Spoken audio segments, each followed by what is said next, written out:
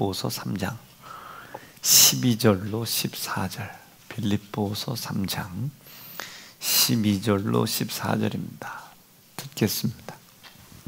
내가 이미 얻었다 함도 아니요 온전히 이루었다 함도 아니라 오직 내가 그리스도 예수께 잡힌 바 된 그것을 잡으려고 쫓아가노라. 형제들아, 나는 아직 내가 잡은 줄로 여기지 아니하고 오직 한 일, 즉 뒤에 있는 것은 잊어버리고 앞에 있는 것을 잡으려고 표대를 향하여 그리스도 예수 안에서 하나님 위에서 부르신 부름의 상을 위하여 쫓아가노라. 아멘. 아멘. 오늘 주신 말씀 중심으로 잠깐 동안만 은혜를 좀 나누도록 하겠습니다. 이제 빌립보서는 우리가 이제 흔히들 알고 계시듯이 빌립보에서는 이제 사도 바울이 이제 감옥에 갇혔을 때 이렇게 기록한 서신서입니다. 그렇죠? 그런데 이 감옥에 갇혀 있는 사도 바울이 뭐가 그렇게 좋은지는 모르겠지만 참 기쁨이 넘치는 거예요. 제가 밑에 내려가서 지금 이게 너무 명확하지 않아 가지고 그 빌립보서를 이제 헬라어, 제가 헬라어를 잘하진 않지만 이제 헬라어 원문을 한번 1장부터 이제 4장까지밖에 안 되니까 한번 쭉 봤어요. 이 헬라어에 이제 기쁨이라는 단어가 있거든요. 근데 이제 이 빌립보서는 우리가 신학적으로 배울 때, 신학 공부를 할 때는 기쁨이 넘치는 장이다 이렇게 하는데, 이걸 이제 제가 한국말로 읽기만 했지 직접 한번 이 기쁨이라는 단어가 몇 번이나 쓰여졌는지를 좀 확인하고 싶어가지고 밑에 가서 한 20년도 더 되는 헬라어 사전을, 헬라어 성경을 다시 찾아가지고 읽는데, 야, 진짜 하나님의 역사가 대단해요. 흰색은 종이고요, 검정 건 글씨인 거예요. 와, 내가 그 해봐야 몇십 년 지났다고 헬라어를 벌써 다 까먹었나 싶어서 꾸역꾸역 이렇게 한번 찾아봤어요. 찾아봤더니 한 연합음원 나오더라고요. 이 기쁨이라는 단어가 이제 한 10번쯤 나와요. 늑장인데 기쁨이라는 단어가 10번이 나오니까 뭐 엄청나게 많은 것이죠. 그런데 이제 제가 한번 살펴본 거예요. 읽어보니까, 아니 지금 감방에 갇혀 있는데 뭐가 그렇게 기쁨이 넘치나. 지금 감방에 갇혀 있는데, 지금 이 사도 바울의 입장에서는 지금 이게 이제 빌립보 지역에서 이제 했다가 이제 뭐 이 당시는 뭐 로마가 통치하던 시대니까 복음 증거하는데 뭐 이게 사도 바울을 내버려 두겠습니까? 근데 우리가 빌립보 지역에서 우리 그 루디아는 알고 있잖아요. 그 루디아는 알고 있고, 그 루디아를 전도하는 일과 또 루디아를 전도한 후에 그게 그 비단 장사라 돈이 꽤 많다고요. 저 자줏빛 옷, 저 우리 김순진 권사님이 저 입으신 저 옷이 자줏빛이라고요. 저 루디아 그 교회마다 보면 루디아 여전도회 이게 많다고요. 이게 루디아 여전도, 저 아르미가 입은 거 저거 왜 입었을까? 저런 게 이제 자줏빛이에요. 근데 저 자줏빛 물감이 만드는 공정 때문에 그렇게 비싸다네요. 뭐 다른 퍼런 거 10,000원 할 때 자줏빛은 뭐 10만 원, 20만 원 막 이렇게 한대요. 그래서 어느 교단에서는 이제 감독님들 가운 색깔을 자줏빛으로 하는 교단도 있어요. 뭐 그런데 어쨌든 그 루디아를 전도를 해서 거기를 교회 삼고 그 집을 교회 삼고 복음을 전하고 뭐 그렇게 했던 것을 로마 당국에서 그걸 좋아하라 했겠습니까? 그러니까 이 사도 바울을 금세 잡아들였죠. 뭐 뻔해요. 키 작고 머리 벗겨지고 눈 안질 있는 사람은 사도 바울이죠. 잡아다 집어넣었어요. 그런데도 얼마나 이 사람들이 기쁨과 감사가 막 넘치는지, 뭐 안에서 뭐 노래를 했었는데 그 노래를 들어줄 수 없을 지경에 노래를 너무 못했는가 봐요. 얼마나 못했는지 막 옥문이 막 흔들리고 열리고 뭐 난리가 난 게 이제 사도 바울입니다. 뭐 그런 입장인데 뭐가 그렇게 기뻤을까? 근데 오늘 말씀을 보니까 내가 이미 얻었다 함도 아니요 온전히 이루었담도 아니라. 이 말씀을 들어보면 사도 바울이 왜 기뻤는지가 대략 이해가 됩니다. 지난주에 우리가 성령 강림 성회를 하면서 그 가장 핵심의 중심에 율법이라는 것을 이렇게 두었습니다. 율법이라는 것을 이렇게 두었는데, 기억하실지 모르겠지만 이 율법은 기준에 따라 그 기능과 역할이, 목적이 180도 달라져요. 그러니까 똑같은 얼굴인데 달라져요. 그러니까 예수님께서 십자가에 피를 흘리시기 이전과 이후가 명확하게 나눠집니다. 이전에 율법은 너무 연약해가지고 장차 구세주가 오실 것이다. 구세주가 오실 것이다. 이제 구세주가 오실 것에 대한 예언을 합니다. 근데 그분이 와서 피를 흘려버리셨죠. 이 피를 흘려버리신 이후에는 똑같은 율법인데 이것이 슬그머니 모양새를 바꿉니다. 뭘로 바꾸냐면 소위 이제 사람들은 이제 복음이라고 이야기를 하죠. 복음. 그런데 이제 요거보다 조금 더 명확한 표현은 진리라고 표현하는 것이 조금 더 옳습니다. 틀렸다는 게 아니라 조금 더 옳다, 이 소리. 조금 더 옳다. 복음이라고 해요. 왜냐하면 이 구약의 시대 때도 복음이 있기는 있었거든요. 지금 너희가 양을 잡아라. 불순종의 죄를 가지고 와라. 이제 장차 너희들이 그 불순종을 인정하고, 이게 숨기지 않고, 말 하나씩 잘 들어야 돼요. 이 불순종을 숨기지 말고 인정하고 가지고 와서 그 죄로 인하여 내가 하나님과 거리가 멀어졌고, 하나님께서 주시는 혜택을, 선민에게, 선택받은 백성들에게 주시는 혜택을 누리지 못함으로 인하여 당하는 고난이 그 죄로부터 왔다는 사실을 인정하는 믿음이 있다면, 자, 이쪽이 아니지, 이쪽이지. 헷갈려가지고 말이죠. 그러니까 너희가 죄로부터 고난이 온다는 것을 인정을 한다면입니다. 이제 이것이 여기서 이제 어떻게 바뀌는지를 보여드리려고 이걸 쓴 겁니다.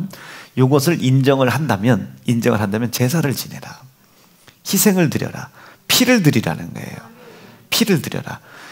그 피를 하나님 앞에 와서 드리면 그 피를 하나님이 보시고, 왜 그런지는 모르지만 그 피를 보시고 너희들에게 하나님께서 주고자 약속하신 약속의 혜택을 내가 공급해 주겠다.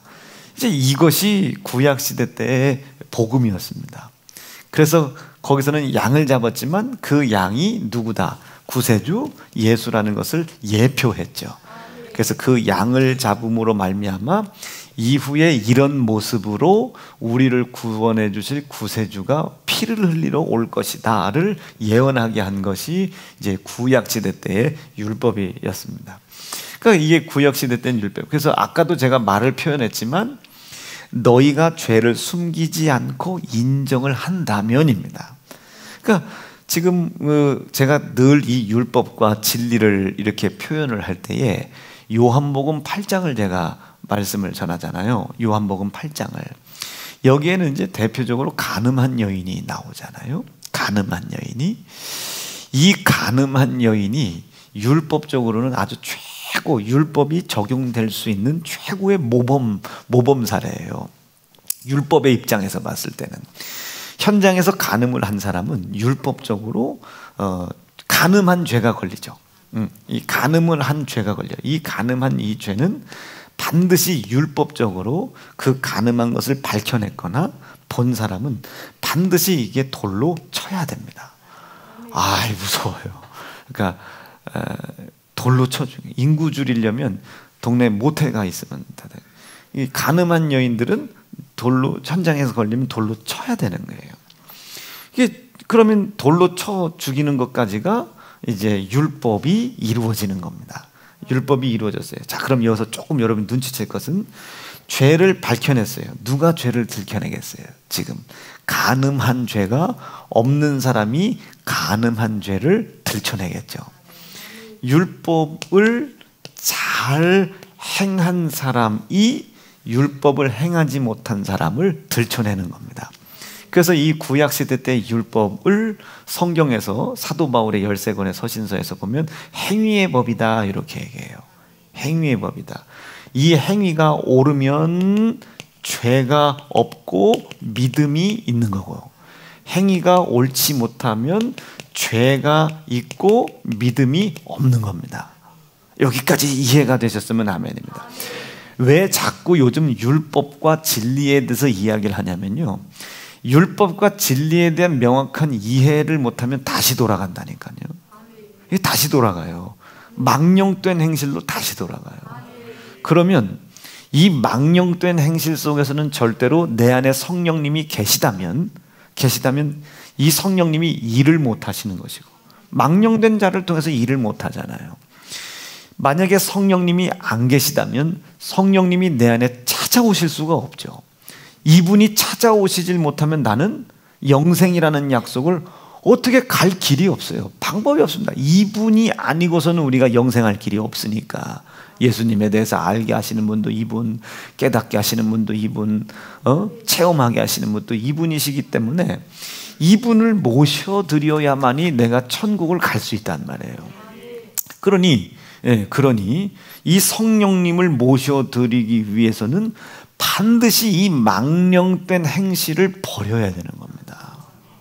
망령된 행실을 버려야 돼요.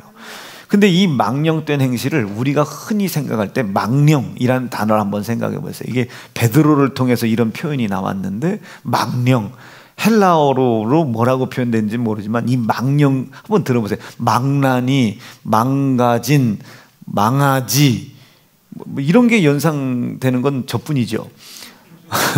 이게 이상해 보이잖아요, 망령. 그래서 흔히들 사람들이 불순종이라는 것이 있으면 다 망령된 건 줄 알아요. 불순종이라는 것이 있으면 망령된 건 줄 알고, 무엇인가 누구를 이해하고 납득해주고 용납해주고 밑도 끝도 없이 뭔가를 도와주고 하면 그것이 정의로운 건 줄 알아요. 하나님의 시선에서는 그게 아니거든요. 망령된 것은 누구를, 하나님을 거룩히 여기냐, 하나님을 높여드렸냐, 하나님의 체명을 구겼느냐, 이것이 기준이 됩니다.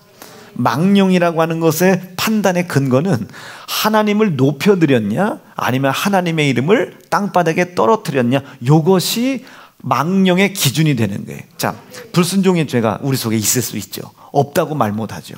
이 불순종의 죄가 있다면 율법적으로는 이것을 감추는 게 그 하나님을 높이는 거겠어요? 드러내는 것이 그분을 높이는 거겠어요? 사실은 이것을 드러내야 그분을 높이는 것인데, 이 율법의 시대 때는 드러낼 수가 없었다고요. 왜? 이 행위가 만약에 옳지 못하고 드러나면 어떻게 돼? 믿음이 없는 거예요. 죄가 있는 거예요. 그러니 이 행위가 만약에 하나님의 말씀을 불순종한 것을 드러내자니 죄가 돼. 그럼 죄가 되면 구원을 못 얻어. 감추자니 하나님의 이름이 땅에 떨어져. 보고 계실 텐데. 하나님이 보고 계실 텐데. 그러니까 이 율법의 시대 때는 이러지도 못하고 저러지도 못했다고요. 자, 그것은 조금 뒤에서 제가 얘기하기로 하고, 요한복음 8장을 가지고 제가 한번 여러분들에게 자유를 드려볼 테니까 또 다시 한번 들어보세요. 계속 반복되는 것은 그만큼 이것이 성경 전체를 이해하고 우리의 삶이 하나님이 약속된 복의 열매를 맺는 곳으로 인도함 받는데 가장 중요한 구절이다, 요 소리입니다. 그래서 요한복음 8장에는 이 가늠한 여인이 나오는데 그것도 현장에서 걸렸어요. 누구에게? 율법을 아주 잘 지키고 있는 아주 이 행위로서는 무흠한 자에게 걸린 겁니다. 그러니 이 사람들이 그 무음하기 때문에, 간음한 행위가 없기 때문에 그 여인을 비판했겠죠. 정죄했겠죠. 그래 끄집어낸 거예요. 끄집어내서 여기서 현장에서 돌로 쳐 죽이면 참 좋았는데, 이 간음한 여인을 데리고 율법의 행위로 흠이 있는 그 여인을 데리고 어디로 와? 예수님 앞에 내려온 겁니다. 그래서 예수님 앞에다 무릎을 꿇혀놓은 거예요. 두 가지 이유예요. 하나는 이 간음한 여인을 심판하는 것과, 한 가지는 이 예수님을 죽이려고 하는 겁니다. 시험을 하려고 하는 거예요. 그래서 이 무리들이 예수님께 묻습니다. 뭐 이렇다 저렇다. 근데 예수님께서는 참 희한해요. 이 예수님께서는 이 요한복음 8장에 보면 그 간음한 여인에게, 돌을 쳐서 죽여야 될 이 간음한 여인에게 간음을 했냐 안 했냐 왜 했냐 한마디도 묻지 않습니다. 정말로 한마디도 묻지 않고 도리어 가늠한 여인을 데려온 그자들에게 대하여 묻는 게 있어요. 자, 가늠했냐? 니네들이 봤냐? 돌로 쳐 죽여라 이거예요. 돌로, 율법에 의하여 돌로 쳐 죽여라. 그러면 이제 예수님께서 돌로 쳐 죽이라고 했으니까 이제 심판을 하라는 말씀이에요. 그리고 그것을 예수님이 지켜보겠다는 거예요. 이렇게 지켜보겠다. 그때서 이 사람들이 깨달은 거예요. 아, 큰일 났다. 돌로 쳐 죽이는 것까지가 율법의 의로운 행위인데, 율법의 의로운 행위인데, 돌로 누군가를 쳐 죽이는 것을 누군가에게, 유대인에게, 예수님도 유대인이잖아요. 유대인에게 들키면 어떻게 되는 거예요? 그 돌로 쳐 죽인 그 돌로 인하여 이 사람들이 다시 돌에 맞아 죽어야 된다고요. 그러니까 이 간음한 여인을 심판하려고, 예수님을 심판하려고 데려고 온 이 유대인들이, 이 행위가 올바른 행위, 이 유대인들이 아찔한 겁니다. 아, 이거 율법을 지금 이루자니 자기가 그 여인을 돌로 쳐 죽여야 되고, 그렇죠? 이것을 지금 누구에게 갖고 나온 거예요? 지들끼리 했으면 상관이 없는데 하필이면 예수님께 갖고 나온 거예요. 왜? 예수님 죽이려고. 예수님께 가지고 내려와서 예수님 앞에서 이 사람을 돌로 쳐 죽이라고 하잖아요. 지금 예수님은 율법에 그렇게 기록됐으면 돌로 쳐 죽여라. 내가 지켜보고 있을게. 근데 만약에 이 돌로 쳐 죽이면 아무리 이 사람을 죽이고 싶어도 이 사람도 유대인인지라, 율법을 알고 있는지라 그 돌을 끄집어다가 그 돌로 여인을 쳐 죽인 그 사람을 또 돌로 쳐 죽일 거 아니에요. 그러니까 율법을 지키자니 지들이 죽고, 안 지키자니 또 지들이 죽고, 그러니까 율법을 완전하게 지키자니 여인이 죽어, 살인을 한 죄를 가지게 되고, 안 지키자니 자기가 죽게 되는 거예요. 이리 하도 저리 해도 자기들이 율법으로서는 죽을 수밖에 없는 겁니다. 그렇죠? 그 이야기를 해준 거예요. 이 얘기를 해주고 땅바닥에 끄적끄적 하시는 것이, 그 말을 죄 없는 자가 먼저 돌로 쳐라. 지금은 너희가 율법으로는 무흠해, 행위로서는 완벽해. 그 완벽한 행위로 인하여 이 여인을 살인하는 지경까지 너희가 이르렀어. 그런데 나는 니들이 그 완벽한 행위로 다른 사람을 죽이는 걸 보게 돼. 너희는 나한테 죽어야 돼. 뭐 이런 내용이겠죠? 그러니까 이 여인을 죽이지 못하고 다 가요. 얼마나 멋있습니까? 한번 요거 읽어보죠. 시작. 저희가 이 말씀을 듣고 양심의 가책을 받아 어른으로 시작하여 젊은이까지 하나씩 나가고 오직 예수와 그 가운데 섰는 여자만 남았더라. 여러분, 늘 읽는 거지만 여러분 저런 구절이 있는지 잘 모르겠죠. 애부터 어른까지 하나씩 다 나가고 예수와 그 여인만 남았대요. 그때 이제 예수님께서 여인에게 말을 꺼내는 겁니다. 여자야, 여기에 너를 고소하고 비판하고 돌로 쳐 죽여야 된다고 하는 사람이 더 있느냐 없느냐? 없습니다. 없습니다. 예수께서 말씀하시는 거예요. 너를 정죄하는 사람이 있느냐 없느냐? 그것도 없습니다. 나도 너를 정죄하지 않을게. 나도 너를 정죄하지 않을게. 그러나 다시는 이런 죄를 짓지 말아라. 이게 복음이에요. 이게 진리입니다. 예수님은 여인이 간음한 것을 알아요. 여인이 간음한 걸 알아. 이 간음이라는 죄는 틀림없이 돌을 맞고 죽어야 된다는 것도 알아요. 이 여인도 알아요. 아니까 끌려왔겠죠. 끌려왔어요. 근데 이 사람이 뭐 운 좋다고 표현하면 안 되지만 하나님이 은혜를 베풀어서 누구 앞에? 예수님 앞에 선 거예요. 예수님 앞에 이렇게 쓴 겁니다. 이 그림 잘 보셔야 돼. 그런데 이 예수님은 한마디도 이 여인에게 왜 네 행위가 이따위냐고 묻지를 않습니다. 그리고 이 여인의 흠 있는 율법적으로 흠 있는 이 간음이라고 하는 죄를, 간음이라는 죄가 사망이라고 이르는 것을 아시기 때문에 이 여인에게 이루어질 사망을 이루어지지 않도록 이미 처분을 하시는 거예요. 처분을 하셔요. 이 여인을 죽이려고 데려온 사람들과 논쟁을 하시는 거죠. 이 여인을 죽이는 자들과. 그런데 이 여인을 죽이려고 했던 자들이 싹 사라졌어요. 자기가 죽어야 되는데 이 예수님이 면마자니까 죽어야 될 일이 해결이 됐단 말이에요. 근데 이 여인이 가만히 쳐다보니 예수님께 자기를 데리고 온 사람들이 어른부터 애들까지 전부 다 무슨 소리를 하고 가는 거예요? 예수 죽여라. 예수 죽여라. 아, 이제 곧 사람들이 예수님을 잡아 죽이겠구나. 그럼 이 여인이 결론으로 얻어낸 게 뭐겠습니까? 자기가 율법으로 불순종한 죽을 수밖에 없는 죄가 어디로 넘어간 겁니까? 예수께로 넘어갔구나. 이게 여러분 요한복음 8장의 가늠한 여인 사건을 끝까지 한번 쭉 읽어보세요. 그 가늠한 여인이 어떻게 되는가. 그러니까 이 여인이 내가 지은 이 행위에 온전치 못한 이 불순종이라는 죄를 누구에게 떠넘기고 있구나. 지금 예수께 떠넘기고 있구나. 누가? 율법으로 행위에 흠이 없는 그 사람들이. 율법이라고 하는 녀석이 자기가 지은 죄를 누구에게로 떠넘기고 있구나.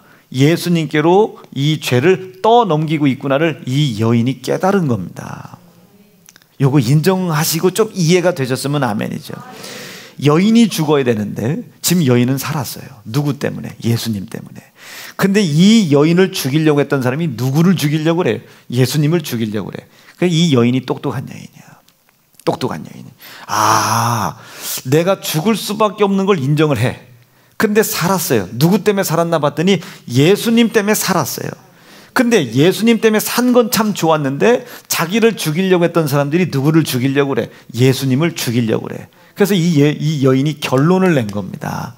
내가 죽어야 될 이 죄, 내 이 불순종의 죄가 예수님께로 넘어갔구나.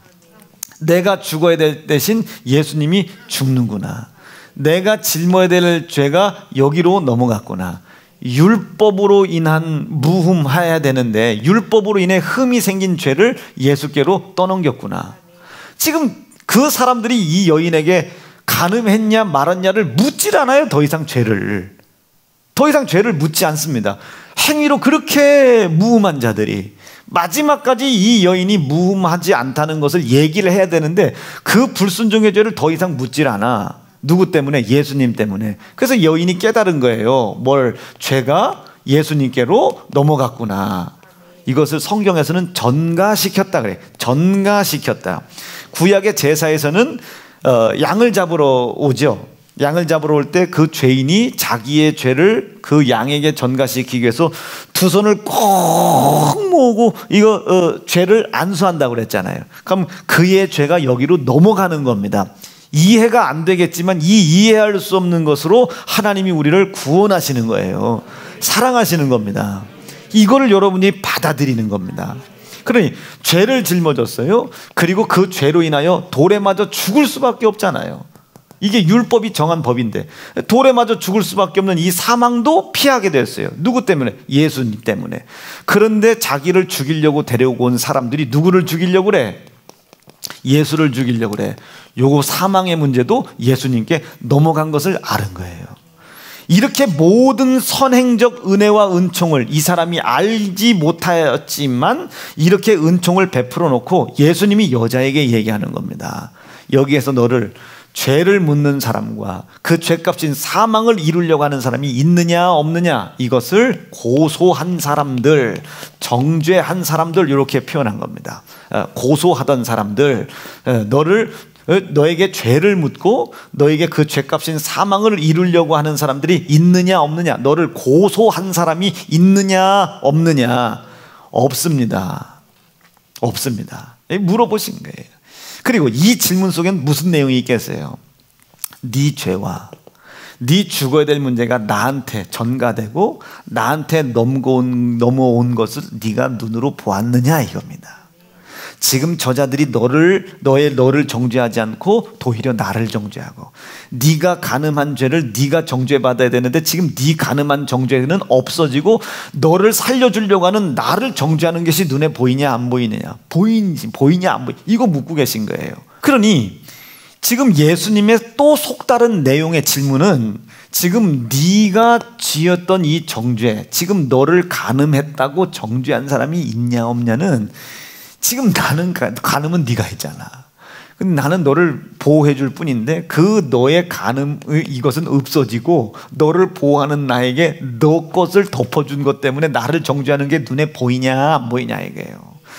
지금 너 때문에 그것이 네가 죽어야 되는데 그 사망을 내가 덮어주는 바람에 네가 죽어야 될 것을 지금 이 사람들이 나를 죽이려고 하는 것이 눈에 보이냐 안 보이냐, 요겁니다. 여인에게 물어봤어요. 그때 여인이 뭐라 그래? 없습니다. 내가 인정하겠습니다. 없습니다. 나를 고소한 자도 없으며 나를 정죄하는 자도 없으며 비판하고 판단하는 자도 없습니다. 무슨 소리라고요? 없습니다. 없습니다. 내가 그것을 인정합니다 해요. 그걸 내가 인정합니다. 인정합니다. 그 사실을 인정하는 것을 여러분 노란색으로 쓸게요. 이것을 인정하는 것을 우리가 뭐라고 그래요? 그렇죠. 아무도 대답을 안 하고 지금 그냥 고개만 끄덕이는, 이걸 어려운 말로 회개라고 하는 겁니다. 회개. 내가 지었어요. 죄를, 불순종의 죄를 저질렀단 말이에요. 이 율법의 기준으로 봤을 때 행위가 옳지를 않아. 술을 취했어. 행위가 옳지 않은 거예요. 여러분, 아이고 그거 한 잔 정도는 괜찮지 않을까요? 그렇죠. 우리가 봤을 때는 100번 이해할 수 있어요. 그런데 하나님께서는 이것을 어떻게 인지를 하시냐면, 내가 너에게 정해준 법도 안에서만 살으라는 거예요. 그것으로 만족할 수 있겠냐고 묻는 겁니다. 우리에게.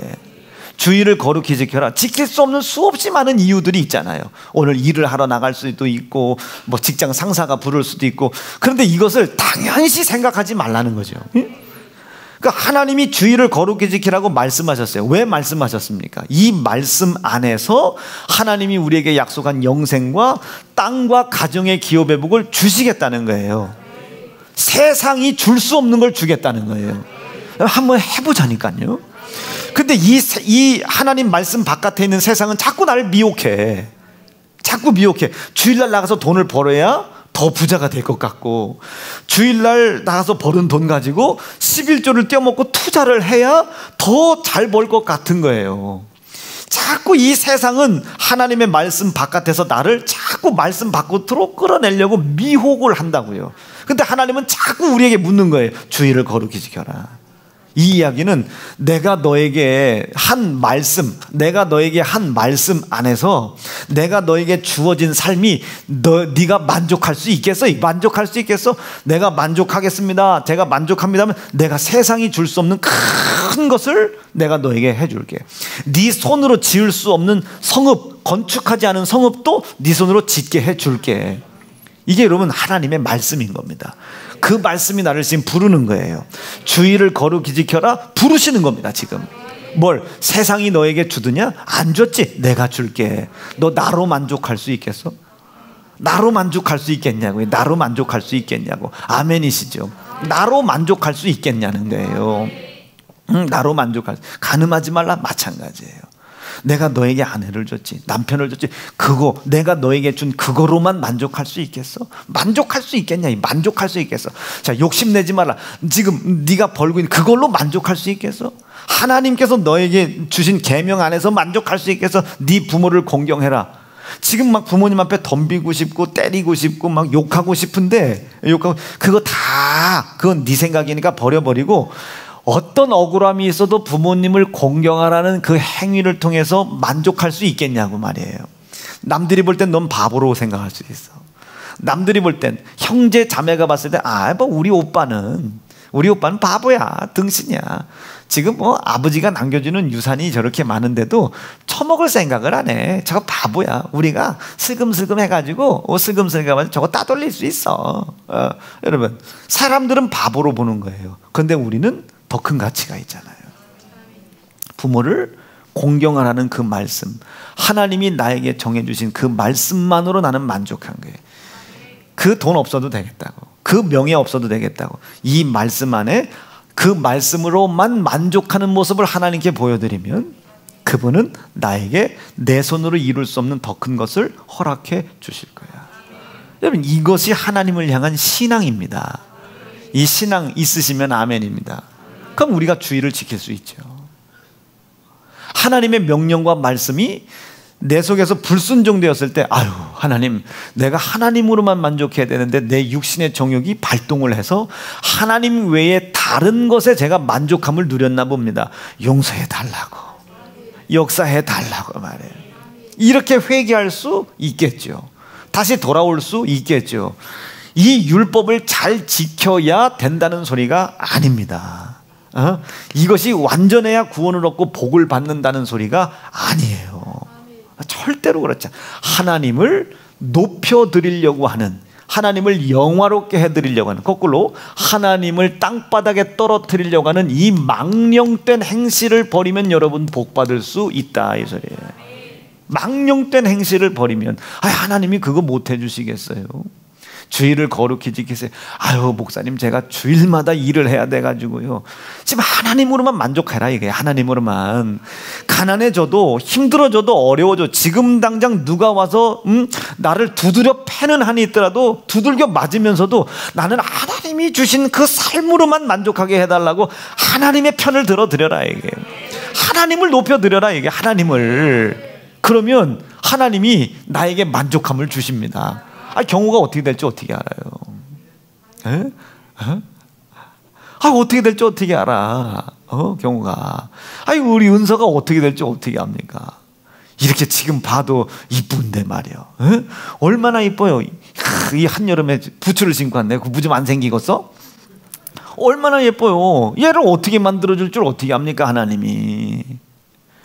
예린이를 어떻게 만들 줄 어떻게 알아요? 생각해 보세요. 여러분, 우리 교회에서 미운 사람이 있죠. 패 죽이고 싶은 사람이 있죠. 왜 다 나를 봐요? 미운 사람이 왜 없겠어요? 꼴비기 싫어하는 사람도 있고. 그렇죠. 여러분, 이 교회에서 우리가 적당하게 신앙생활을 하는데, 적당한 사람인데 이런 사람들 있죠. 교회는 적당해야지 들어가면 들어갈수록 이게 매이고 묶여가지고 안 돼요, 여러분. 꼬라지가 험한 꼴을 보더라도 들어가야 돼요. 적당한 거리를 두지 말라고요. 자, 적당히 다닐 땐 몰랐는데 팀 안으로 들어가 봐. 막 팀장하고 팀원들하고 싸워야지, 구역원들이랑 싸워야지, 구역장 말 들여야지, 또 교구장이 또 왔네. 또 싸워야지, 뭐 가야나 마야나, 또 전화 무음을 해야지. 이제 그런 것도 있다며. 우리 교회인들 이렇게 전화 오면 이렇게 메시지로 거절, 이제 거기에 목사님 바빠요, 이걸 또 메시지를 또 만드는 또 뭐 방법이 있대. 이야, 나 참 희한스럽죠. 그런데 생각을 잘 해보죠. 형제를 사랑하라잖아요. 원수를 하지 않습니까? 그게 하나님께서 나를 부르시는 거예요. 왜 부르시겠어요? 영생 주려고. 영생을 주시려고 하는 거예요. 그리고 내 힘으로 이룰 수 없는, 건축할 수 없는 이 땅의 가정의 복과, 그리고 이 땅의 기업의 복을 주고 싶은 거예요. 지금 당장 여러분들이 뭐 삼성그룹 같이 뭐 이런 일확천금을 기대하시면 안 되고, 앞에 묶여져 있는 것을 풀어주시는 겁니다. 풀어주시는 거예요. 그리고 풀어진 것을 통해서 하나님이 복을 주려고 하시죠. 이게 여러분 신명기가 이야기하는 이야기입니다. 신명기 말씀이 우리에게 이야기하는. 그러니까 내가 너를 복 주는 자는 복을 줄 것이다, 말씀을 지키는 자는 내가 복을 줄 것이다. 이것은 신명기를 통해서 하나님이 우리에게 하신 말씀이에요. 즉 나로만 만족해라. 이게 나로만 만족해라. 형제를 사랑할 수 있겠느냐 이거예요. 형제를 사랑할 수 불러내는 거예요. 지금 하나님이 불러내는 거예요. 뭐 준호야 형제를 사랑해, 뭐 은혜야 형제를 사랑해라, 예린아 형제를 사랑, 호연아 형제를 불러내는 겁니다. 지금 불러내는 거예요. 하나님으로만 만족할 수 있겠나? 그곳에 가는 거예요. 억울해도 가는 거예요. 왜? 나는 그분으로 만족하니까. 힘들어도 가는 거예요. 나는 그분으로 만족하니까. 내가 그때 막 그 사람에게 몽둥이로 두드려 맞았어도 그때 그 자리에 가는 거예요. 왜? 나는 그분으로 만족하니까. 근데 여러분, 저는 형제를 사랑하라는 그 말씀만으로 저는 만족하거든요. 아멘 좀 해보세요. 그러니 내 힘으로 할 수 없는 건축이 이루어진 것이고, 내 힘으로 만날 수 없는 좋은 분들을 만난 거예요. 하나님께서 복을 주신 겁니다. 내 힘으로 할 수 없는 예은이도 낳죠. 그래도 여러분, 여러분, 저도 그래도 자식하면 복 받았죠. 예은이 여러분, 난 법대생이라니까. 난 이거 은근히 자랑하고 싶었어요. 법대로 해. 법대로 해. 근데 법대로 할 수가 있나? 공부를 잘해야 법대로 가지. 이게 100% 이제 물론 유전적인 것도 있어요. 지 아버지를 닮은 유전적인 것이 크죠. 99%는 유전적인 거예요. 그런데 봐. 아니 여러분, 저 밖에 나가서 참 자랑하기 쉽다니까요. 애가 그냥 학교 다녀요. 아이고 힘들겠네. 막내가 이번에 대학 가서 등록금 내려면 힘들겠네. 여러분, 등록금 셋을 제가 어떻게 내요? 제 월급으로는 택도 없죠. 그런데 제 힘으로 할 수 없는 것을 하나님이 해주신단 말이에요. 그럼 이걸 믿는데 내 손으로 지을 수 없는 성읍을 하나님이 건축하실 것을 또 제가 안 믿겠습니까? 그것을 믿기 때문에 하나님이 말씀을 부르실 때마다 목숨을 걸고 그 말씀 안으로 들어가는 겁니다. 나는 하나님으로 만족합니다. 때로는 상처도 있어요. 때로는 아픔도 있습니다. 때로는 용납할 수 없는 사람도 있어요. 저도 자존심이 있는 사람인데 제 자존심을 다 꿇어가면서 무릎을 꿇어야 되는데 그게 여러분 용납이 되겠어요? 용납이 안 되죠. 용납이 안 되는데도 나는 하나님으로만 만족한다는 것을 하나님께 보여드리고 싶어요. 그래서 그분을 영화롭게 해드리고 싶은 겁니다. 거꾸로 망령되게 하고 싶지 않은 거예요. 제가 하나님 외에 다른 것으로 만족하는 삶을 세상에게 보인다고 생각해 보세요. 그럼 이분이 얼마나 속상하시겠습니까? 그러니까 그렇게 망령되게 생각했던 것들을 자꾸 해결하는 거예요. 어떻게? 요렇게. 그분은 내가 당신을 망령되이 일컬어도 한 번도 그 망령되이 일컬은 죄를 묻지 않으셨다. 그 죄값으로 사망할 수밖에 없는 사망을 나에게 묻지 않고 대신 담당해 주셨다. 이 사실을 인정하는 것이 뭐라고요? 회개입니다. 회개. 이게 믿음의 시작입니다. 회개는 믿음의 시작이에요. 자, 그럼 이 회개를 통해서 이것을 인정하게 되겠죠. 그렇구나. 맞습니다. 제가 봤습니다. 당신이 내 죄를 짊어진 것 같고 당신이 내 사망의 값을 짊어진 것 같습니다. 그리고 사람들을 보아니 당신을 죽이려고 합니다. 그리고 이 여인이 얼마 뒤에 누가 죽었다는 소식을 들었습니까? 예수가 죽었다는 소식을 들은 거예요. 어떻게 들었어요? 세상에 죄를 짊어지고 간 어린 양 예수다. 이 얘기를 들은 거예요. 이 여인이 얼마나 이 가늠한 여인이 울었겠습니까? 그러니까 마지막까지 예수님의 무덤을 지키는 거예요. 자기의 죄를 짊어졌다고. 자기 대신 죽었다고 마지막까지 예수의 죽음을 지켜주는 사람이 되는 겁니다. 그럼 이것을 뭐라고 하겠어요? 그것을 믿음이라고 하는 겁니다. 믿음. 이해가 되시겠어요? 예수께서 말씀하셨어요.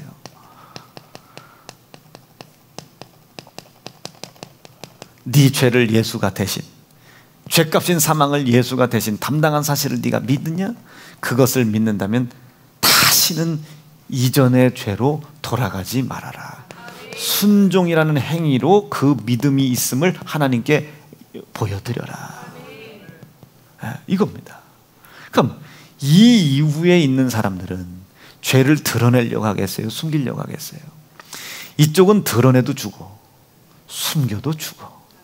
근데 이쪽은 숨기면 죽어요. 드러내면 살아요. 살 길은 한 길이에요. 한 길. 한 길. 여기는 죽는 길. 드러내도 죽어, 숨겨도 죽어.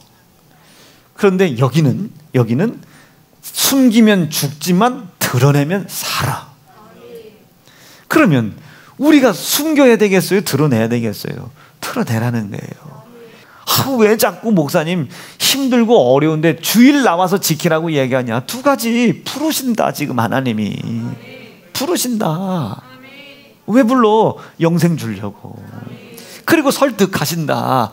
왜 설득해? 영생 주려고. 우리의 손으로 지을 수 없는 복을 주시려고 부르시고 설득하시는 겁니다.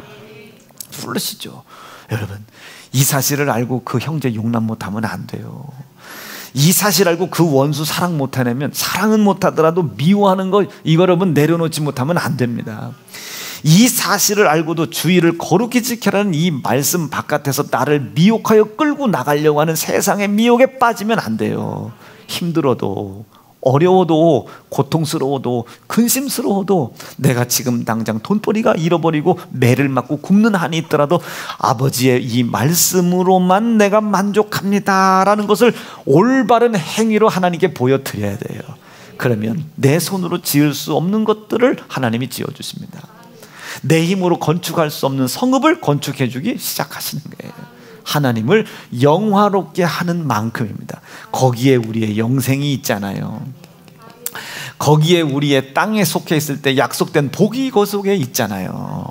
이 복이 그 안에 있지 않습니까? 여기에 여러분의 사업의 문제 해결 방안이 있고 자녀 문제 해결 방안이 있고 여기에 모든 것이 다 있는 거 아니겠습니까? 이 복을 받기로 원하시면 아멘입니다. 아니 제발 이 복이 내게 있었으면 좋겠다 믿어지시면 아멘입니다. 믿음을 보여라 이게요. 하나님 앞에 믿음을 보여라. 믿음을. 이 믿음 다른 거 아닙니다. 말씀 잘 지키는 게 믿음이 아니에요. 무턱대고 너무 사랑해주고 퍼주는 게 믿음이 아닙니다. 믿음은 그 사람에게 죄를 알게 해주고 그 죄를 예수가 또 맡았다는 것을 알게 해주는 거예요. 요한복음 8장은 왜 간음했냐를 묻는 게 아닙니다. 그걸 누가 짊어졌느냐 이게. 네가 죽었어야 되는데 누가 대신 죽었냐. 이것을 가르쳐 주는 거예요. 이게 진리인 겁니다. 이분이 감당해 줬다. 그러므로 인하여 네가 살았다는 겁니다. 이게 기준이 되는 게 율법이에요. 율법. 자, 오늘 말씀 좀 한번 보세요. 12절입니다. 12절 시작. 내가 이미 얻었다 함도 아니요. 그러니까 이전에는요, 이 사도 바울이 이전에 율법에 속해 있었잖아요. 사도 바울을 뭐라고 표현했습니까? 빌립보서에서는 히브리인이다 그랬어요. 헬라인이 아니고 히브리인이다. 정통이다. 정통이다. 히브리인이다. 그리고 이스라엘이라 나라야. 이스라엘이다. 그리고 베냐민 족속이다. 베냐민 집단 아주 정통 집단이죠. 그리고 율법 중에 율법이다. 이것만 있어도 유대인 중에 상위 0.01% 안에 들어가는 사람인데 여기에 또 뭐까지 더 있어요? 가말리엘 문화생이다. 가말리엘. 누구는 이거를 저기 영국의 옥스퍼드라고 비유를 하시는 분 있더라고요. 그만큼 대단한 사람이 이 가말리엘이. 그러니까 전 세계적으로 석학 중에 석학인데 그 밑에 문화생이다. 이 사람이 담당 교수다. 담당 교수다. 그러니까 저명한 사람의 담당. 그러니까 이것만 있어도 상위 0.1%인데 이것까지 있어요. 그런데 여기에서 또 끝나질 않아. 뭐까지 있어요? 돈까지 있어요. 돈이 얼마나 많은지 성경에서 2등가라고 하면 서러운 사람이요. 지금 이 사도 바울은 이 가지고 있는 재물을 지금 누구와 견주어? 1천억씩 한 번 제사 지낼 때 1천억씩 재물 바쳤던 솔로몬하고 지금 견주는 거예요. 돈까지 있어요. 여기서 끝나냐? 아니요. 이것만 있어도 상위 0.001%인데 여기에 뭐까지 있습니까? 로마 시민권까지. 로마, 이게 지금 어마어마한 전 세계를 지금 통일하고 있는 나라가 로마인데 거기에 시민권까지 있는데 이 로마 시민권을 갖고 있는 것만 해도 0.0001%인데 여기에 또 뭐까지 있어요? 권세까지 있어요. 로마의 황제, 분봉왕, 이 모든 사람들이 사도 바울에게 꼭 꼼짝 못한단 말이에요. 뭐 때문에? 이런 것 때문에. 그러니 전 세계 어디 가도 지금 꿀릴 만한 이름이 아니에요. 이 사도 바울이. 이런 사람이라고요. 어마무시한 사람이에요. 그런데 여기에 율법의 흠까지도 없대요. 율법의 흠까지도 없어서 여기서도 얘기했죠. 율법의 흠이 없으니 이 사람은 죄가 없는 사람이에요. 그런데 그렇기 때문에 믿음이 있는 사람. 근데 이 사람이 한 행위가 뭔가 봤더니 이 무흠한 것을 가지고 흠이 있는 사람들을 찾아다녀. 정죄를 하러 다닌단 말이에요. 이걸 깨달은 거예요. 내가 이 계명을 지켜 행함으로 말미암아 하나님의 거룩한 생명에 이른 줄 알았는데, 생명을 이룬 줄 알았는데, 로마서 7장 10절입니다. 시작. 생명에 이르게 할 계명이 내게 대하여. 지금 보세요. 이렇게 철저한 조건을 가지고 이렇게 철저히 율법을 잘 지켜서 율법 중에 율법이 됐는데 그 얘기입니다. 생명에 이른 줄 알았는데 나를 이렇게 생명에 이르게 한 이 계명이 도리어 나에게 뭘 이루었다? 사망을 이루었다. 사망을. 왜? 가만히 쳐다보니까 율법의 행위로는 흠이 없었던 사람이 다른 사람을 비판하고 판단하고 돌로 쳐 죽이고 희생시키는 이 죄를 짓는 사람이 됐다 이 소리입니다. 깨닫고 봤더니 그렇게 됐다. 깨닫고 봤더니 도리어 나를 죄로 인하여 사망에 빠뜨리는 것이 되었다. 왜요? 11절입니다. 시작. 죄가 기회를 탔다는 거예요. 율법을 순종했다고 죄가 들어온 것이 아니라 이 죄라는 놈이요 이렇게 기다리고 있는 거예요. 문 밖에. 율법을 잘 지켰어요. 사도 바울이 율법 중에 율법 흠이 없어. 거기서 끝났으면 이 죄가 틈을 탈 수가 없었죠. 그런데 잘 지키다 보니까 뭐가 보여? 못 지키는 사람이 보여. 그러니까 제 눈에는 전부 못생긴 사람만 보인단 말이에요. 제가 눈을 뜨고 있으니까 전부 눈 감고 있는 사람만 보여. 눈 감고 있는 사람만 보이는 거예요. 제가 눈 감아서 봐. 보이겠어 안 보이겠어? 안 보이지. 안 보여. 눈 감으면 뭐가 보여? 그러니까 눈을 뜨고 있으니까 감은 사람이 보이는 거예요. 이거나 마찬가지지. 그러니까 죄가 율법을 잘 지켰기 때문에 들어오는 것이 아니고 율법을 잘 지키고 그냥 하늘만 보고 있는 거예요. 그러면 죄가 틈탈 수가 없어. 그런데 하늘만 쳐다보고 있을 사람이 있나? 이렇게 보니까 못 지키는 사람이 보여. 내가 얼굴이 깨끗하니까 간반기미가 눈에 보이는 거야. 주드름이 보이고 주드름은 뭐죠? 주둥이에 난 여드름인가요? 주드름이 보이고 막 그러는 거예요. 이렇게 봐. 그게 보이는 거야. 그러니까 야, 내 옷이 그게 뭐냐? 아유, 신발 좀 깨끗이 신고 다니라. 아빠처럼 못하고 다니냐 이게? 이게 뭐냐? 저 운동하러 갔더니요, 이 선생님 잘 가르쳐. 잘 가르쳐. 자, 고객님, 이거 어쩔 수 없이 앉아야겠네. 네, 좀 보여드릴게요. 한 달 했는데 그래도 앉으랴 이렇게 앉았어. 이 발을 쭉 피래요. 이걸 붙이랴. 그리고 허리를 90도라. 이게 됩니까?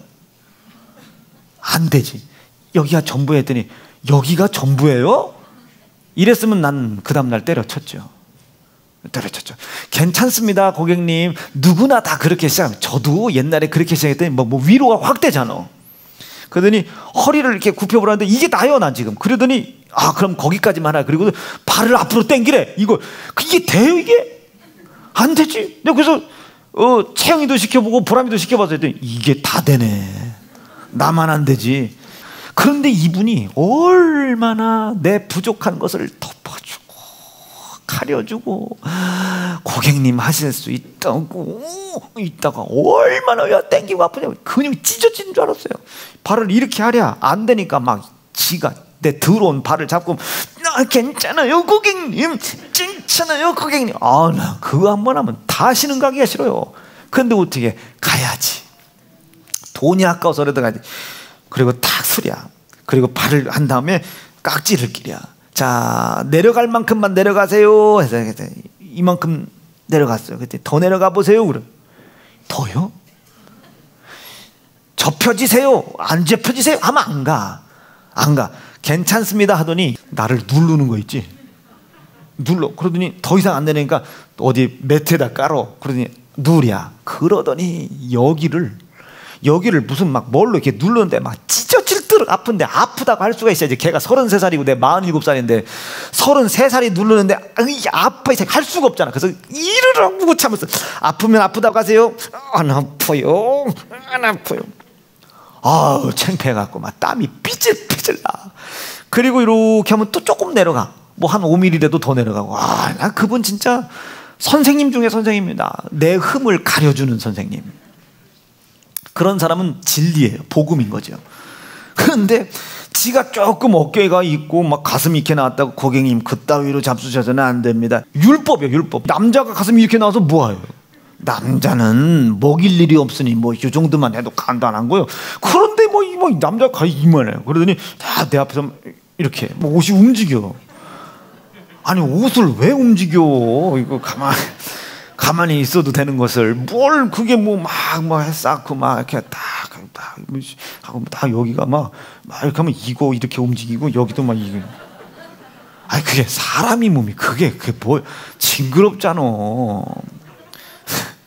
그게 아름다울 것 같으면 하나님이 태어날 때부터 이렇게 만들지 왜 아무것도 없이 나오겠습니까?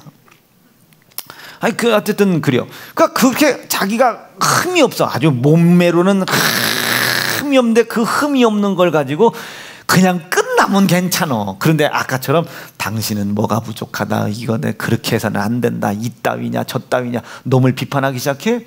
그럼 죄가 이렇게 기다리고 있다가 흠이 없는 율법을 통해서는 틈을 못 타. 그런데 그걸 가지고 놈을 비판할 때 예수님 뭐라고 하셨어요? 비판과 판단, 시기, 질투는 전부 다 살인이라고 했잖아요. 그렇게 누군가를 향해 비판의 말이 나갈 때 이제 죄가 쑥 틈을 타고 들어오는 거예요. 그래서 뭘 이루는 거? 죄를 이루는 거예요. 살인이라는 죄를 이루는 거예요. 아멘이시다, 아멘이시다. 깨달았으면 아멘이시다. 근데 이 율법이 그것을 알면서도 허용을 할 수밖에 없어. 왜요? 막을 힘이 없어요. 막을 힘이 없습니다. 이것을 율법의 연약함이라고 하는 거예요. 연약하다. 막을 길이 없어. 죄가 틈타 들어오는데 야야야야, 그냥 너 율법만 잘 지켜고 끝나. 너 그냥 안식일 너나 잘 지켜, 11조 너나 잘여. 끝나야 돼요. 율법 시대 때요. 끝나야 되는데 지금 표정들이, 왜 목사님 그렇게 왜 율법적이십니까? 너나 잘 지키지 왜 나한테 하라고 하지? 이런 표정은 안 되는 거예요. 이 신약 시대 때는 좀 다르다고 했습니다. 지금 구약 얘기하는 거예요. 그런데 막 율법을 잘 지켰는데 그냥 거기서 끝나야 되는데 너는 왜 안 지켜? 나는 이렇게 지키는데. 그래서 율법과 서기관들이 성전 큰 어귀, 동네의 가장 큰 어귀에 서서 기도하기 좋아하고, 왜? 나는 기도하는 사람인데 뭔 소리야? 니들은 왜 안 해? 그러니까 기도를 하라고 하는 율법을 지켜야 가는 것으로는 이 죄가 틈을 탈 수가 없는데, 그 행위가 이제 다른 사람을 향해 시선이 가는 거야. 시선이. 그 순간 죄는 틈타는 거예요. 시기, 질투, 비판, 살인으로 틈을 주는 겁니다. 그놈이 들어와. 그런데 율법이 막을 길이 있다 없다? 없다. 이 막을 길이 없는, 그렇게 계명의 연약함을 틈타 들어온 것을 막을 길이 없는 거예요. 고기를 누가 막으셨습니까? 예수가 막으신 거예요. 간음했니? 음란한 생각만 품어도 길을, 율법이 찾을 수 없는 그 죄가 틈타 들어온 길을 계속 막는 거야. 살인하라고 했니? 마음을 미워만 해도 살인. 요 틈을 계속 예수님이 막는 거예요. 무엇을 통해서? 율법을 통해서. 똑같이 살인하지 말라, 똑같이 간음하지 말라. 예수님도 똑같이 살인하지 말라, 간음하지 말라. 그런데 이 율법은 잘 지키고 놈을 향해 비판하고 판단하는 그 길을 막을 길이 없어서 잘 지켜놓고도 놈을 비판하는 순간 살인한 죄로 사망에 이를 수밖에 없단 말이에요. 근데 여기는, 예수님은 똑같은 율법인데도 틈타 들어오는 걸 누가 대신 담당해 주시는 거예요? 여기서 보듯이 예수님이 담당해 주시고, 너는 다시는 그렇게 하지 말아라. 말아라. 그래서 이 구약시대 때는 이 율법이라는 게 그랬다고요. 죄가 틈타 들어와요. 죄가 틈타 들어와. 11절 다시 읽어볼게요. 시작. 죄가 기회를, 로마서 7장 11절 시작. 죄가 기회를 타서 계명으로 말미암아 나를 속이고, 잘 지키고 있는 줄 알고 있는 거예요. 지금 보세요. 담에색으로 가고 있어요. 지금 누구 죽이러? 예수 믿는 사람 죽이러 가는 거예요. 왜? 율법으로 무음하니까. 하나님의 신성을 땅바닥에 떨어뜨리는 그놈의 새끼들을 잡아 죽이러 가는 거예요. 담에색으로 가는 거예요. 지금 자기가 의로운 줄 알았죠. 굉장히 착하고 굉장히 무음한 줄 알았는데, 다른 사람을 비판하고 판단하고 죽이려고 하는 그것을 죄가 기회를 타서 들어왔어. 그것으로 인하여 자기가 죽어져 가고 있다는 것을 몰랐다고요. 그래서 그것을 그렇게 표현한 거예요. 죄가 기회를 타서 계명으로 말미암아. 계명 뒤에 죄가 숨어서 들어온 거예요. 이게 숨어서. 그래서 이 죄가 계명을 앞장세워 나를 죽고 있는데 살고 있는 것처럼 속였다. 이게 속였다. 지금 내가 누구에게 속았다? 계명에게 속았다? 죄에게 속았다? 죄에게 속았다. 어떻게 속았다? 기가 막히게 속았다. 아주 드라마틱하게 속았다. 아주 나는 잘 지키고 있는 거야. 하나님의 의를 나타내고 있는 거야. 행위로 무음하니까. 그런데 그 뒤에 기가 막히게 속아. 지금 누구 죽이러 가는 거예요? 스데반 죽이러 가는 거예요. 예수 죽이러 가는 거예요. 예수 믿는 사람 죽이러 가는 거예요. 누가? 바울이. 무엇에? 율법의 무흠한 자신의 행위의 의로움으로 인하여 죄를 지러 가는 거예요. 죄가 율법 뒤에 숨어서 나를 속였다. 죽어있는 자인데 살아있는 자인 것처럼 나를 속였다. 그것을 누구도 지적해 주는 사람이 없었다. 여러분, 그 사람 용납하셔야 돼요. 그 사람 용납하셔야 합니다. 오늘 점심 먹으면서 미안했다고 하세요. 하나님이 약속하시고 하나님이 허락하신 그 삶 안에서 감사하십시오. 여러분, 속고 있는 수도 있어. 속고 있는 수도 있습니다. 죄에게 속고 있을 수 있어요. 지금 내가 열심히 예배를 드리고 열심히 11조하고 열심히 지금 아멘 아멘 하고 하는데 그것이 잘못됐다는 것이 아니라 그 뒤에 죄가, 그 형제를 미워하는 죄가, 그 형제를 보고 싶지 않게 하는 그 죄가 여러분들을 그 행위로 인하여 속이고 있을 수도 있습니다. 이 시대 때는 그래도 숨겨야 살 가능성이 있지만 이 시대는 숨기면 살 가능성이 없습니다. 드러내야 되는 거예요. 드러내야 되는 거예요. 그리고 예수가 담당하셨다는 사실을 낱낱이 인정해야 되는 거예요. 낱낱이 인정해라. 그리고 예수가 나를 위해서 감당해 주셨구나가 믿어진다면 다시는 그 길로 가지 말아라. 철저한 하나님 말씀에 율법에 순종하는 행위가 있어야 된다. 요 얘기입니다. 요것에 사도 바울이 빌립보 3장에서 내가 이제껏 이것을 잘 했다고 해서 모든 것을 다 얻었다라고 생각했던 것이 잘못됐던 생각이었다. 이게 생각이었다. 드디어 깨달았다. 이게 깨달았다. 그래서 뭐라고? 이 모든 것을 배설물처럼 버려버리기로 결심했다. 이게 뭐를? 이거 다 버리기로 했다. 이거 다 버리기로 했다. 이거 다 버리기로 결심했다. 오직 뭐만 남겠다. 이 모든 것을 덮어주신 예수 그리스도의 고난과 피만 내가 기억하기로 결심했다. 조금이라도 이해가 되셨으면 아멘입니다.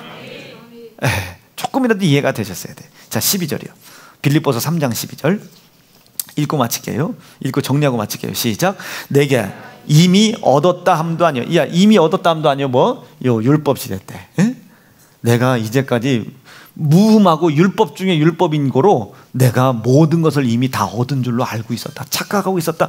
그런데 내가 모든 것을 얻은 줄로 착각하고 있었던 그 뒤에 나에게 무서운 죄의 사망이 사망을 이뤄가고 있었다는 것을 깨달았다는 거예요. 그래서 이제껏 그 죄가 내 속에 들어와서 사망을 이루는 것을 철저히 숨겨졌던 내 율법의 행위를 전부 배설물처럼 버리기로 했다. 이게. 싹 다 버리기로 했다. 그리고 오직 내 속에 뭐만 살아있게 하겠다. 뭐만? 예수 그리스도의 고난과 피의 희생만 살아있게 하기로 했다.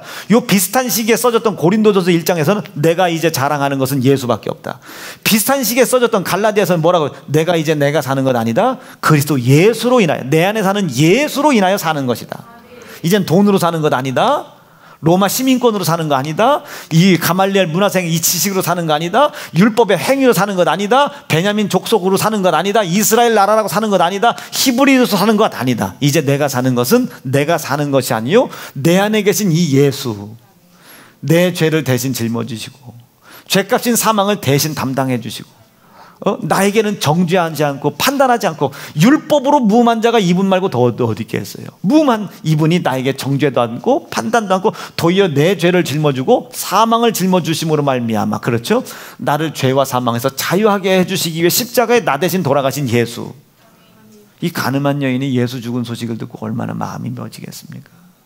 진짜 죽었구나. 누구에 의해서? 그때 그 무리들 때문에. 나를 죽이려고 했던 그 무리들이 결국 그 예수를 죽였구나. 그럼 이 여인은 무슨 생각이겠어요? 나 때문에 죽었구나. 내가 죽인 거구나. 그거를 예수님의 십자가 희생 앞에 인정한 겁니다. 그것을 믿음이라고 하는 거예요. 나 때문에 죽었구나. 납득이 되시겠습니까? 이해가 되시겠어요? 이것으로 인하여 살겠다는 거예요. 이 믿는 믿음만 붙잡고 살겠다는 거예요. 그래서 그가 나에게 그 믿음을 주셨으니까 이제 주의 종의 입에 두신 말씀으로 마음에 불편한 것들 주의를 지켜라. 그래, 그럼 오늘 나는 일 안 해. 주의를 지켜야 되겠어. 형제를 사랑해. 그래, 내가 그 원수 사랑하려. 내가 먼저 손 내밀어야 되겠어. 다시는 그런 행위를 하지 말아라. 순종해라 이 소리입니다. 형제 사랑해내고 주의를 거룩히 지키는 자리에 있어라. 그리하면 그 말씀이 너에게 약속하신 바를 이루어 가실 것이다. 왜? 그렇게 부르신 거니까. 12절 다시 한번 읽어볼게요. 시작. 내가 이미 얻었다 함도 아니요 온전히 이루었다 함도 아니다. 이제 깨달았다 그 소리겠죠. 깨달았다. 어떻게 깨달았나? 뒤에 시작. 오직 이제는 내가 그리스도 예수 요거에 사로잡히겠다. 회개와 믿음에 사로잡히겠다. 그리고 이것을 잡으려고만 쫓아가겠다. 13절이요. 시작. 형제들아 나는 아직 내가 잡은 줄로 여기지 않는다. 내가 지금 너희들이 볼 땐 대단한 믿음 같으지? 그렇지 않다. 이전까지 행했던 것을 다 잊어버리고 이것으로 인하여 나를 기억하지 말아라. 이것으로 나를 기억하지 말아라. 이제 내가 이 예수를 위해서 어떻게 죽는지, 어떤 일을 감당하는지, 앞으로 벌어질 일을 보고 나를 판단해 달라는 거예요. 14절이요. 크게 시작. 표대를 향하여 그리스도 예수 안에서 하나님이 위에서 부르신 부름의 상을 위하여 쫓아간다. 나 이것으로 기억하지 말아라. 이제 이 예수로 인하여 하나님께서 나에게 약속하신 영생, 그 면류관의 상급을 향해서 간다. 그리고 마지막 디모데에서 이렇게 고백하죠. 내가 달려갈 길 다 달려갔다는 거예요. 내가 선한 싸움 다 했다는 거예요. 읽어보죠. 시작. 내가 선한 싸움을 싸우고 나의 달려갈 길을 마치고 믿음을 지켰으니 이제 후로는 나를 위하여 의의 면류관이 예비되었으므로 주 곧 의로우신 재판장이 그날에 내게 주실 것이니 내게만 아니라 주의 나타나심을 사모하는 내 피의 복음을 들은 것 듣고 믿는 모든 자에게 그것을 주시리라. 그리고 사랑하는 디모데에게 마지막 유언을 하는 겁니다. 디모데야, 이제 내가 너를 볼 날이 얼마 남지 않았다. 나에게 내가 늘 언제나 내 손에 쥐고 있었던 가죽으로 잘 덮인 책 좀 가져다 주거라. 디모데에게 부탁을 해요. 마지막 책을 가져달라고. 디모데후서에서. 그게 뭐겠어요? 성경책인 거예요.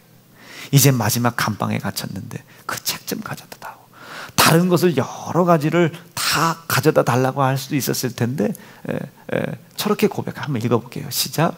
네가 올 때에 내가 들어와 가보의 집에 둔 겉옷을 가지고 오고 또 특별히 책은 특별히 가죽 종이에 쓴 것을 가지고 와라. 성경입니다. 그것 좀 가져다 달라는. 사도 바울이 마지막까지 자기가 율법을 버리고, 율법을 버렸다는 것은 안 지켜도 된다는 소리가 아닙니다. 율법의 행위로 의로웠던 자신의 모든 모습을 버려버리고, 그리고 율법 뒤에 숨겨져 있는 다른 사람을 비판하고 판단하고 죽였던 자기의 그 죄를 버렸다. 이게 이젠 누구만, 예수만 나타나. 그 예수의 말씀이 그 성경에 기록되어 있으니까 그것 좀 가져다 달라는 거예요. 이게 지금 마지막 깜방에서 쓴 겁니다. 이제 죽기 바로 직전에 이제 사형 온도를 받고 이제 나의 달려갈 길 다 달려갔다는 거예요. 그때까지 저 사도 바울이 자기의 모든 것을 다 버리고 저 믿음을 지키기가 얼마나 어려웠겠습니까? 하나님이 허락하신 말씀, 허락하신 부분 안에서 그것을 만족하면서 사는 것이 얼마나 어려웠겠어요. 그런데 사도 바울은 우리의 생각과 다르게 기뻤다는 거예요. 아멘이시죠? 그래서 빌립보서 1장에서 기뻐해라, 3장에서 기뻐해라, 항상 기뻐해라. 그것이 유익이다. 그리스도 예수의 피의 공로 붙잡고 사는 것이 유익이다. 기뻐하라고 말씀을 하신 겁니다. 나는 오늘 우리 사랑하는 새연중앙 성도들이 빌립보서와 사도행전 16장 그리고 갈라디아 2장을 읽어가면서 오늘 말씀을 다시 한번 생각해 보시고 율법과 진리, 그것을 잘 기억하셔서 하나님을 망령되이 일컬었던 것을 다 내려놓고 하나님이 여러분들로 인하여 높임을 받으심으로 인하여 여러분들의 손으로 해결할 수 없는 모든 일들을 복으로 주시고 우리가 그 복을 받는 성도가 되기를 간절히 바랍니다. 불순종하는 거, 회개하는 일 그치지 마시고 그 사망의 값을 예수가 담당하신 사실을 인정하는 것 그치지 마시고 그리고 다시는 예수께서 가늠한 여인에게 이야기하시기를 다시는 그 죄를 짓지 말라고 하신 말씀, 율법에 순종하는 행위로 돌아가라는 말씀, 믿음을 가지고 순종하라는 겁니다. 자신의 의로움을 나타내는 것이 아니라 그 행위가 순종하는 행위로 있으라고 하셨던 그 말씀을 잘 기억하여 철저히 말씀대로 믿음으로 말씀을 이루어가는 성도가 되길 간절히 바랍니다. 두 주먹 불끈 쥐시고, 하나님 감사합니다. 우리 하나님께서 우리에게 베풀어 주신 말씀, 생명의 은혜가 있습니다. 이거 오늘 우리에게 이루어지게 도와주시옵소서. 주의 이름 부르짖고 합심하여 기도합니다. 주여.